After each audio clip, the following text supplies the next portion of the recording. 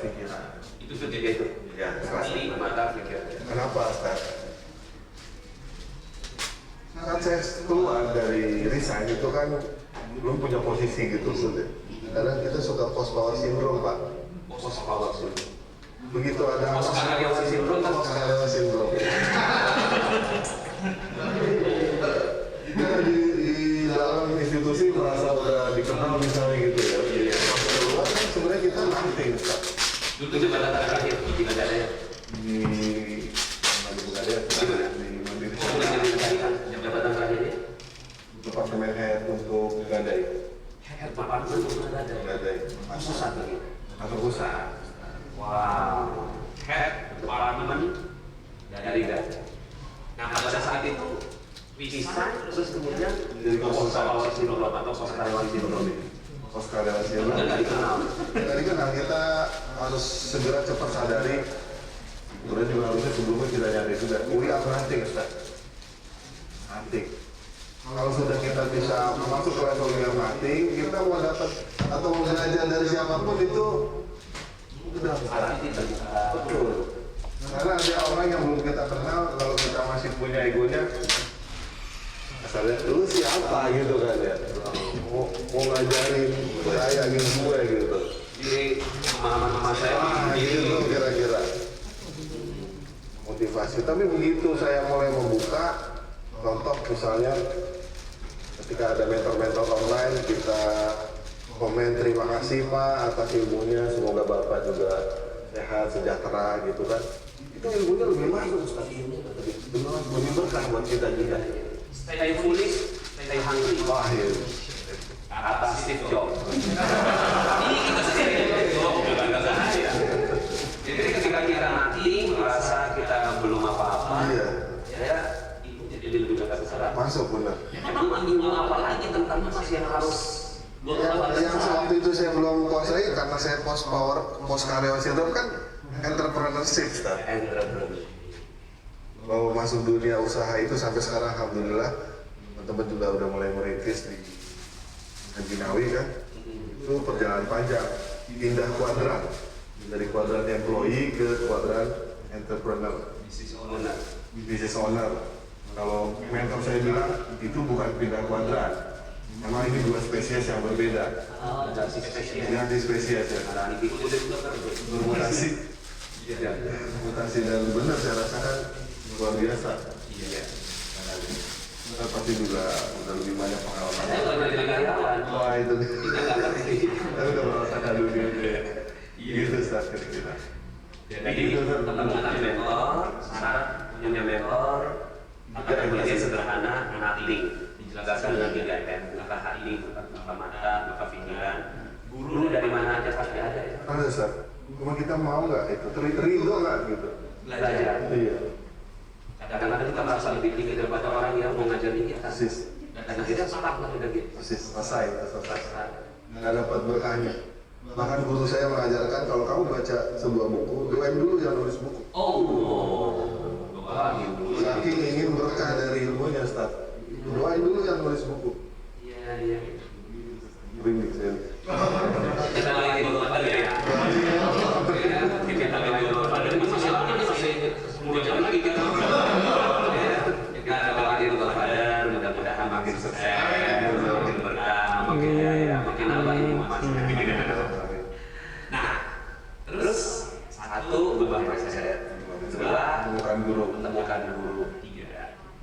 Tiga M lagi Ustaz. Tidak ada lagi. Memakan master. Tiga M mulai pas tiga M terus nih. Mulai dari yang kita bisa, mulai dari yang kita punya, Mulai aja. action.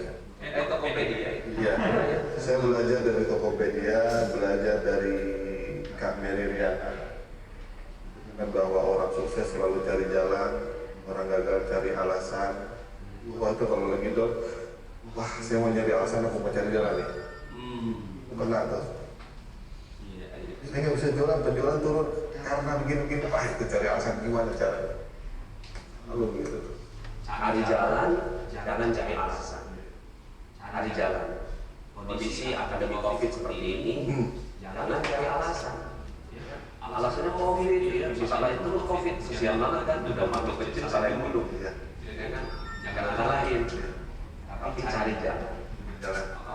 Kalau kita buka hati, pikiran dan mata, insya Allah jalan itu bisa dikasih. Jadi tadi bukan mindset, bukan mental, Action. Real juga. Tapi action kan perlu Strategi. strategi. Jadi kalau saya start, memang strategi perlu start. Tapi jangan sampai kita nunggu sesuatu yang perfect banget untuk mulai. Gitu. Karena kesempurnaan itu kadang diraih dari proses yang kita jalani. Merasa banget saya mulai dari jualan sendiri, kemudian berdua sama anak, bikin kwitansi. Oh, kwitansinya salah, kita perbaiki gitu, Ustaz. Kalau kita mau nunggu perfect dulu, kita di aplikasi yang Facebook aja kadang masih ada update ya. Level dunia, Ustaz, masih ada update ya. Perbaikan ini, ya, Ustaz, betul. Gitu. Jadi mulai aja dulu lah. Mulai aja dulu. Strategi nomor 12. Iya kan? Action. Disiapin oke rencananya, tapi habis itu action. Ada mentor kan? Tinggal kita benar-benar cari metode yang terbaik. Ya. Tapi itu dimulai dari hati kita yang down itu. Nah, jadi kalau kaitannya dengan emas, gitu ya. Ini bicara tentang emas. Itu ilmu apa yang perlu kita ketahui? Kita sekarang kita menemukan mentor ini, ya kan? Dan kita hati kita melalui manusia semuanya. Jadi kita melalui 0, 0, gitu ya. Kalau untuk emas itu kan pertama, ya kaitannya dengan pengelolaan keuangan pribadi. Yang kedua, gimana sih kalau seandainya kita mendagang emas? Dagang emas. Iya, menarik kan? Gimana sih kalau kita mendagang emas?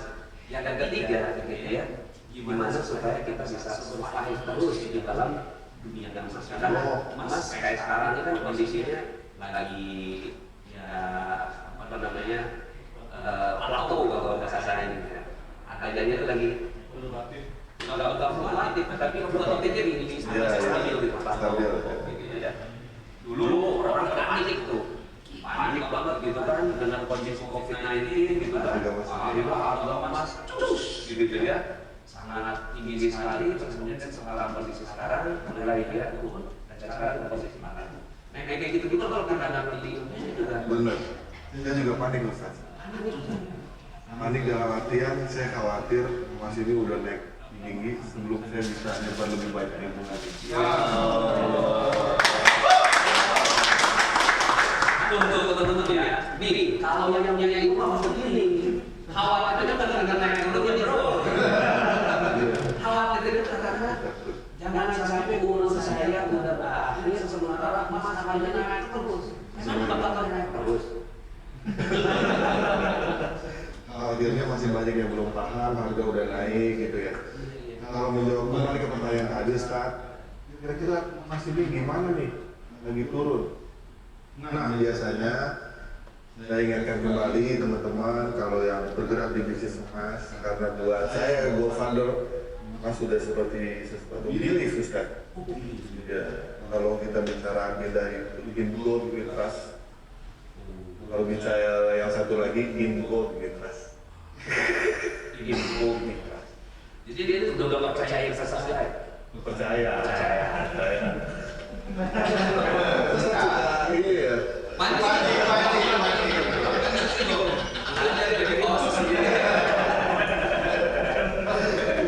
Mancing Mario memang. Jadi gini, setelah saya belajar sekian banyak, ada dua hal yang perlu dipahami oleh Bapak Ibu, teman-teman yang terkait dengan emas. Satu, pelajarilah sejarah uang. Pelajari sejarah uang. Ya. Ini catatan banyak loh teman-teman semuanya.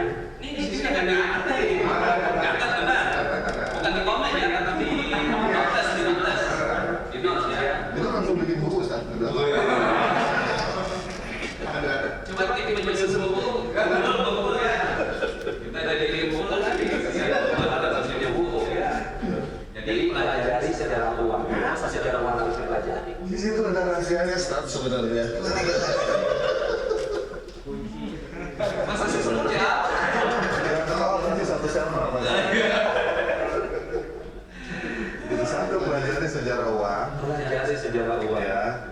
bahas di sini, belajar DA. Yang kedua adalah pelajari siapa produsen dan pemasang emas. Apalagi kita tinggi ya. Begitu bapak-bapak ibu-ibu paham dua hal itu, wah udah pasti.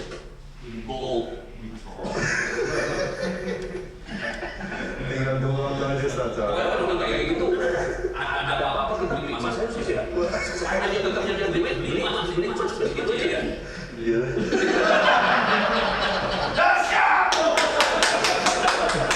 Siap tepuk tangan sendiri.